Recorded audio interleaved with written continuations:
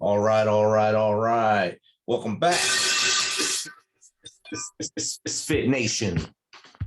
If you are a veteran and you're struggling or feel like you're leading a path towards the darkness, stop and think about those who are around you. Think about how they truly value you, how they will miss you. You are not alone. You need to talk to someone. Someone will listen to you. If you feel like you'll be a burden to them, or you feel embarrassed to share what's going on with you to your friends or family, call the anonymous hotline at 1-800-273-8255 and take option 1. If you're a new listener, thanks for joining us. Please subscribe to our show on your favorite podcast apps, to include the Military Broadcast Radio app, and check out our family of shows there. Don't forget to subscribe to our YouTube channel at _MisFitNation. That's _MisFitNation. Subscribe and click the bell. This will keep you up to date with our latest news, episodes, and of course, stories of our guests. Speaking of which, our next guest is a best-selling author, host of the Best Self podcast, lifelong educator, has more than 2 decades of experience serving others, raising leadership lids, helping others climb onto the positive train, and investing into the best version of themselves. In his journey, he has learned the lessons of leaning into struggle, shaping his own shade of awesome, and embracing the success road. He has a soft spot in his heart for all individuals starting from the ground up, and even more for those being overlooked because they aren't deemed typical. Having a son on the autism spectrum, he has truly embraced the success road, leading from the front, serving as chief encouragement officer for those starting in the back, and helping those in the middle not just get even, but get ahead are his passions, whether it be in the military, the emergency room, the classroom, the executive leadership team, the sports team, or the individual. He reminds us that that greater is coming. So without further ado, let's welcome Brad Dalton to Misfit Nation. Welcome, Brad. How are you? Man, it's gonna take a lot to live up to that. I will promise to not completely burn your podcast to the ground in one day. I hope I sold you well there, and my marketing skills were good enough there. And even though I fumbled the mic a little bit there, I got through there, and now we're back together here after a long wait. I think we first connected in just before Christmas. I think we first. It took a little while to get you here, but our roads have crossed, and the Zoom world got us together. So welcome in, Brad. It's great to have you.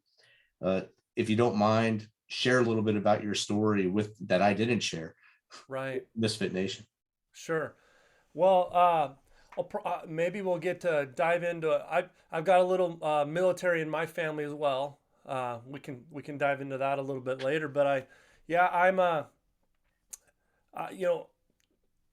one of the more common things I get asked is how did I get into this lane? I am a career educator. My wife's a career educator, and we've got 2 kids, and one of which is a college baseball player, and the other one's on the autism spectrum. And a common question is how did I get to where I'm at, and was I always this way? And I've always been a positive guy. I've always regarded myself as a tough-minded optimist and an encouragement officer for others. But when our youngest was diagnosed on the autism spectrum, I generally describe that as the 15-minute sucker punch to the gut, because my wife and I are both very personable. We're social. If you were at a wedding with us, we'd be dominating the wedding dance floor. I mean, we generally like people. We like to talk. We were both college athletes. And what we knew as career educators was that anyone deemed non-typical generally gets othered. They get othered. They get shunned by society. They have a hard time making friends. We knew that our kid on the spectrum was gonna have all that. People were gonna look at him funny on an airplane. People were gonna look funny at him at a grocery market because they don't understand why he's banging his head on the floor. That kind of stuff. And so we knew all that was coming. So that 15-minute ride home was rough. And by the time I got home, by the time I strolled into our driveway, there was tears. My stomach was in knots. But I just decided that I wasn't going to do this to him. I wasn't going to carry a loser mentality in life.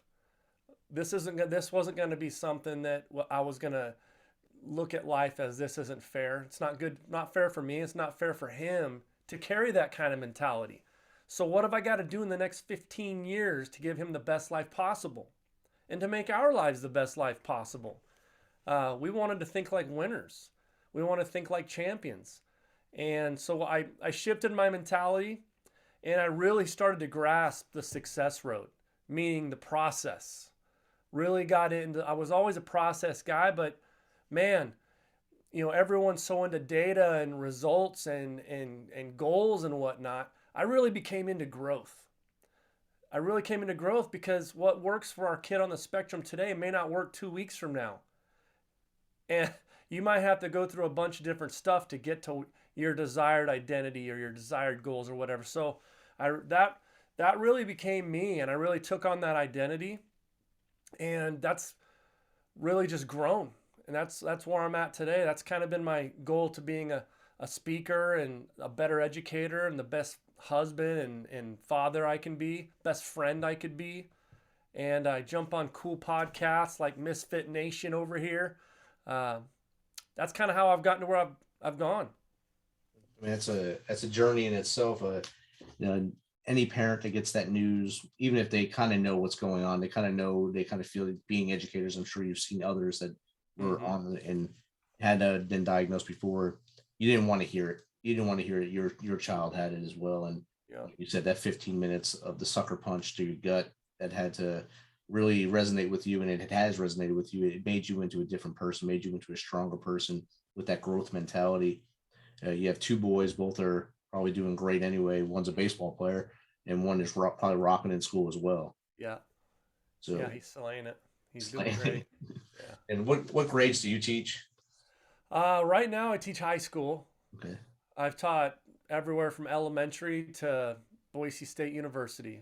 I kind of a little bit of everything but middle school. I think the ankle biters are my favorite, but I dig the high schoolers too. Everything's about relationships, right? So it's just a different kind of conversation, different kind of relationship. But if your juice is people, it doesn't really matter where you're at, because your juice is people. People Right. are people. Middle school is a little challenging with all the changes they're going through at that point. Yeah. And Yeah. you have to have a lot of patience and the perseverance, I'd like to call it. For sure. Yeah. My wife's an 8th grade teacher, so I understand the struggle there. She's a special lady. Yes. That's the one age group that I've always not wanted to touch. That's people, man. Those are special. You are special if you're an 8th grade teacher, because that is a completely different dynamic. They are at an awkward age where they're really trying to figure themselves out, and perseverance is a good word. Right. Make it through the battle every day, I like to call it. Yeah. So what sports did you and your wife play? My wife was a Division I basketball player. She was a Gatorade Player of the Year senior year in high school, and I was a college baseball player. I played a couple years of JC baseball, and both of us, our bodies kind of told us we had to quit. I was beat up in all kinds of areas, and she had 5 reconstructive foot surgeries. God. Yeah, I feel my body right now, I feel like I'm 100 years old, but my mind thinks I'm 21. I think we all do that. Yeah. It hurts a little bit when you do that. You think a little too much like that, because you hurt yourself even more. Yeah, no, that's a lesson I fail to learn from. Yeah. Yeah. Do you still play with your son that's in college? Do you still throw with him? We play catch. My arm's banged up too, so I do my best. Like, I'll throw batting practice to him, but I can only throw so far. My UCL on my elbow, my labrum in my shoulder, everything's banged up.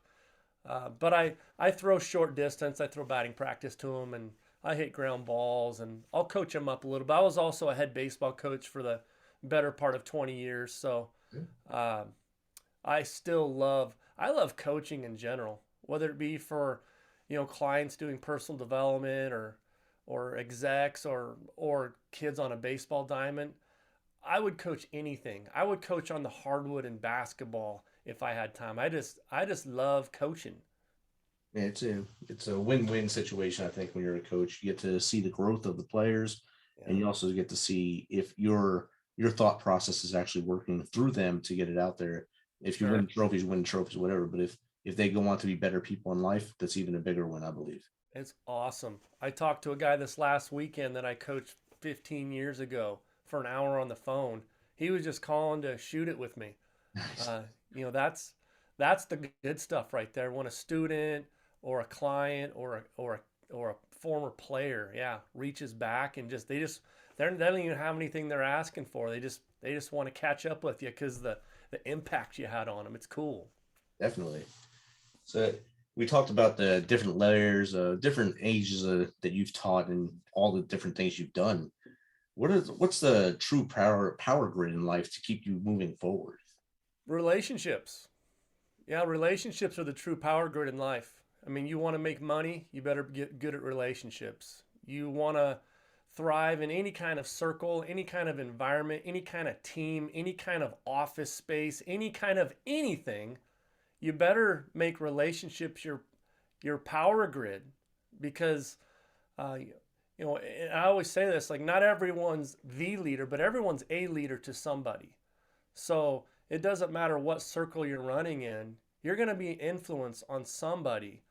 And so you want to be into relationships. You want to learn how other people's tick, how other people work, what they like, what they don't like.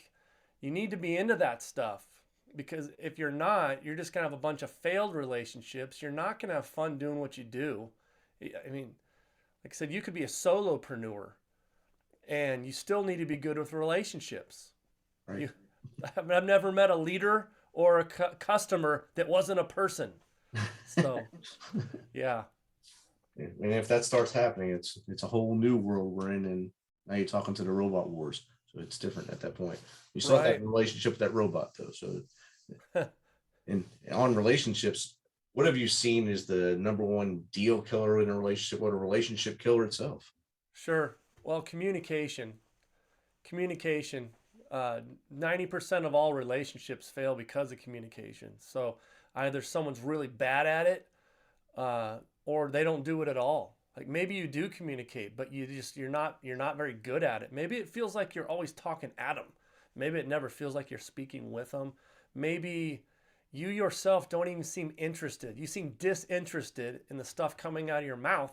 Why would anybody want to buy into anything that's coming out of your mouth if you don't even seem, and maybe you are, but maybe you're unaware that you're being timid, or maybe you're unaware that you're being over the top aggressive, or maybe you don't know that you're a talk adder. Maybe you got these things going on you don't even mean to do it, or like I said, maybe you don't even communicate at all. My brother, he's a savvy business guy, uh, and he once asked me. He said, Brad, you know what the number one deal killer in business is? I was like, what? And he said, time. Time is the number one deal killer. And yeah, anyone that knows business knows about the follow up and knows this. When whether it be a normal relationship or a business relationship, when we you mean we when we don't talk, people start making up their own stuff, and it's usually negative stuff. Usually, people start thinking of all these reasons why you're not talking to them, and they're assuming they've done something wrong, and a lot of times it gets out of control, and you can't recover. It's damage control that you can't recover from because you weren't talking. So, yeah, communication's a deal killer. And a lot of times people don't listen to hear; they listen to speak, and Oh, I that's call that the listen to reply guy. yeah, Yeah, the one up yeah, I like to call 'em. yeah. I love that. Yeah, you got to be quick to listen and slow to speak. Like if someone else was, if a one upper was here and you were talking about your baseball journey, oh, I did this, I know a guy. But no, Right. how about we just talk about the whole sentence? And Yes. that you, Yeah. Oh man. Yeah, I feel you there. Yeah, the dude that can't wait to share his opinion. When are you gonna stop so I can start talking, guy? Yeah, or that's even rough. just jump on you and start talking. So, all right, I guess I'm done. And Yeah. you have it, buddy. And Yeah. Yeah. I don't remember where I learned this from, but that's called leading with your butt.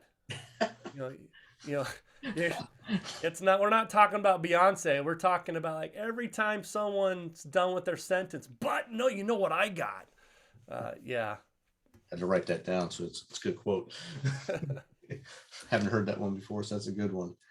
So as you've developed your coaching for now other people, others other than students, Mhm. what is better for them to build their success? Is it having better a goal list that they can target, or is it building a better habit list so Oh, grow yeah. grow themselves into them goals? Right. Great question, buddy. Yeah, I'm much more so into habits. I'm really into growth. And there's to-do lists and there's to-be lists. Who do you wish to become? Everyone's, and I'm not saying goals are bad because goals are good. We all have goals and we all have to-do lists, but those things are all destination oriented and they might motivate you, but they're probably not going to mature you. We want to be good on the daily. And so when we're good on the daily, we're focusing on our habits. Our habits will tell us who we are. Our habits will tell us who we are, who we become. It all comes back to habits. It all comes back to what are we doing on the daily. It all comes back to, I call them mile markers on our success road. Those are the things that get us to where we want to go. Those are the things that, we all, like I said, we got these goals. If you want to get to these things on the success road, then you've got to change your habits. It's kind of like me not changing my frame of mind and wanting a different result, having the same mindset, wanting different goal, wanting to accomplish these things, doing the things the same way. That's like the definition of insanity. So I I'm a big habits guy. I'm a big growth guy. I'm not anti goals. I'm not anti to-do lists. When I roll out of bed, man, I want to become a different kind of beast. I don't want to blend in. And so what habits do I have to create to get me to that point? And at no point do I ever want to feel like I've reached anything. I always want to feel like I'm becoming. So I feel like you have to be a habit oriented guy, a to be list oriented guy to get to those things that you want to get to. Outstanding, right there. And you're coaching them towards their personal growth or successful growth. Absolutely. How do they define their win? Well, it's a little different for everybody, but how if I were talking to somebody right now, I would ask them to define their win as, are the actions I'm about to take the the next moves for me, are they going to put me closer to my desired identity? Because if I'm getting closer to my desired identity, that's a win. I'm growing. I'm moving in the right direction. The ones like you and I, you, me, and we all know that whatever it is we're going to go for, it's not going to happen today. It's going to, and the best don't ever feel like they've gotten there. They always feel like they're becoming. And so what I would say is, like, for me, success is just that. I want to be moving towards my desired identity. And if I have that mindset, I'm not going to deep dive into pity city. I'm not going to deep dive into victimitis. I'm also not going to get ridiculous high either. I'm always going to be trending up. I'm always going to be ascending. I'm not going to have these super depressing type moments, because my goal isn't a number. My goal is not a piece of data. My goal is just to be a better version of me. I want to become the best version of myself. I'm going to tie that to my identity. It's awesome. And we talk about building those habits to lead to the growth. Mm-hmm. How does one measure does having great habits measure their happiness, or does it lead to happiness if they have better habits? Well, yeah, I mean, better habits will lead to better opportunities. Better attitude will lead to better opportunities. And what I've found is when people start focusing on their habits, they start to understand their why a little bit better. Everything starts to come together. You start to understand your why. If you have a strong why, it's a more sustainable plan. You also start to learn your what. You also start to learn who you would like to become, the more you sort out your why. And so that leads to motivation. And great opportunities don't happen before great motivation. You Motivation leads to opportunity. The right attitude leads to opportunity. The right mindset leads to opportunity. It's not just, success isn't by chance, success is by choice. So people have got to choose to rectify, to improvise, to adapt, to overcome all those things with their habits, their daily actions, uh, and all that leads to the things that you're talking about. So once you get yourself on the right road, the right roadmap, and get those healthy habits, like you said, you want to wake up each morning and turn into a better beast of yourself. Mm-hmm. Each morning, if you have that habit to do that, you're gonna find that chime of happiness. You're gonna find that chime of success in your heart and your head, and it'll spread to those around you, because they'll say, "Hey, Brad's doing this every morning. He wakes up and he takes that shot of beast juice, and he goes crazy every morning, and That's he's right. happy. He comes out the house smiling. He gets his boys going, and everyone's happy around him. I want to be like Brad." And that's how you build that camaraderie, and you Mm-hmm. develop that success roadmap. So with that, what would be your definition of a great leader? Because that would be a leader doing that, showing that I'm changing myself to be better. Is a leader in your version the same way? Yeah. I, you know, the best kind of leader is the servant leader. Uh, and so the best kind of leader, I would also say, the soul-based leader. And the great thing about a soul-based leader is, your soul doesn't give to what's about race. Your soul doesn't care about uh, how much money you make. Your soul, a soul-based leader type mentality, it travels well too. It can work in any environment. And so I would say a soul-based leader is one that also identifies that they got to take care of themselves. See, the thing about it is, like, I talk about servant leadership and I talk about soul based leadership, and I've made a living my entire life off serving others. But the thing about it is, you have to also serve yourself. You have to serve yourself. You're a good dude. I'm a good dude. You look at educators, you look at healthcare workers, you look at our first responders, you look at our military. All these people are so busy taking care of other people that they're forgetting to take care of themselves. You have to invest in yourself. You have to invest in you. You have to bet on you. And this is why, in my opinion, and this will help you become a better leader for others. You have to invest in you and serve yourself, and you have to fill your own cup, because if you're operating on an empty cup, you're ironically limiting everyone else's leadership lids themselves, if that makes sense. They can't become the best version of themselves because you're not becoming the best version of you. Because you're not thinking abundantly and taking care of yourself and filling that cup. Because when we fill that cup, when we fill it, it starts to overflow. And we want everyone around us to benefit from that overflow. If if my if my platoon or my office or my circle or my roster or my clubhouse, if their leadership lid is right here, it's going to stay there, or it could even fluctuate the wrong direction if I'm not taking care of business and investing in me. But if I invest in me, as my leadership lid grows, so does theirs. So you're it's twofold. I mean, you got to serve others, you got to invest in others, but you have to absolutely, more today than maybe ever in my lifetime, we have to invest in ourselves. Not just for us, we got to get selfish. The most selfless thing we can do is to get a little selfish. And by doing that, man, everything gets better. Everyone gets better. Exactly. If our cup's half full, we're not able to give the full Monty to our team or our platoon or our section. If we're That's not right. leading correct, that way not giving them our whole. It's a great way to put that. And you lower your lid when you're not waking up with the beast juice every morning and giving them Right. everything they need. Right. So now, I mean, you have a book. I can see it behind you there.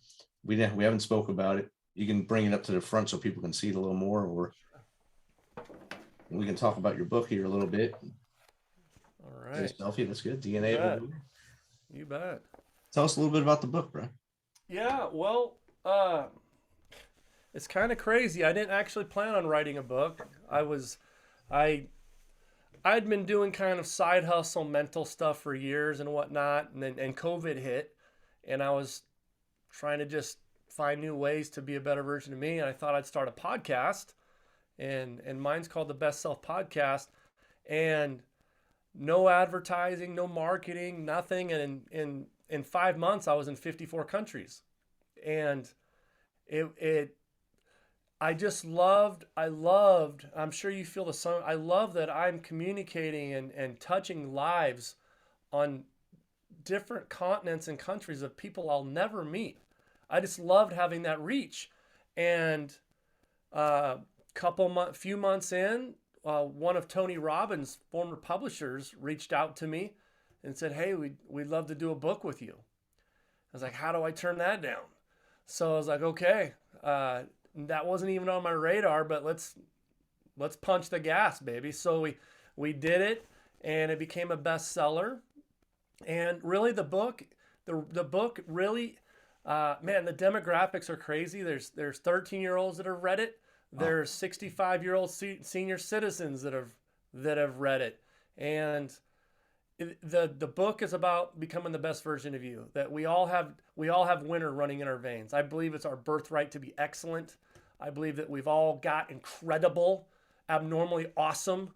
For some of us, lying dormant, and we've all got it in the tank. Some of us got to dig it out. So it runs through leadership stuff, communication stuff, relationship stuff, anything that can help you really thrive, not only just you, but live abundantly within a team as well. So that's a Cliff Note version. It's been a ton of fun. I've dug it. I didn't expect any of this, but I'm digging it. I would love to have Tony Robbins' publisher reach out to me for myself, but kudos to you. And I mean, you came out during a wild time in our world. Have you been able to go like do in-person signings, or everything's been virtual? Mm-hmm. Yeah, it hasn't. I would like to be live a lot more. I'm probably live 30% of the time. Mhm. I speak 70% of my stuff is still virtual, which I've learned to get after. If you would have told me before virtual, because I mean, right now I'm locked down in a chair, but uh, I can at times look like a fly caught in a trap. I mean, I'm a high energy guy. So if you would have told me before COVID that you'd be speaking 70% of the time through a monitor, I would have told you you're crazy. This will never last. But it's worked out. I am hoping to flip that switch here in the next couple years, get more live, and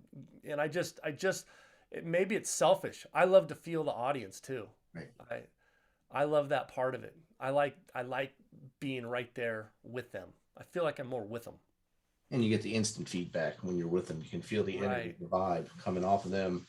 Whereas on the Zoom, you don't even know if they're wearing pants when you're on the Zoom. So That's right. you hope they Yeah. are, and you hope they're not. Sure. But you're not getting any of that real vibe unless you can see every screen while you're talking and see their faces. It's Yeah. real.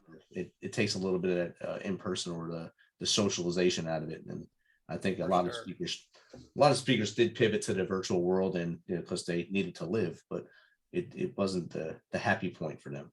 Right. So Well, Brad, how was it's fun? definitely a lot more cost effective. Oh yeah, for everybody. You're, I mean, there's a lot of speaker. I've got friends that are making more than they've ever made, and they're never leaving their home. You know, they're making more money. I'm not against money. Money's cool, but for me, the juice.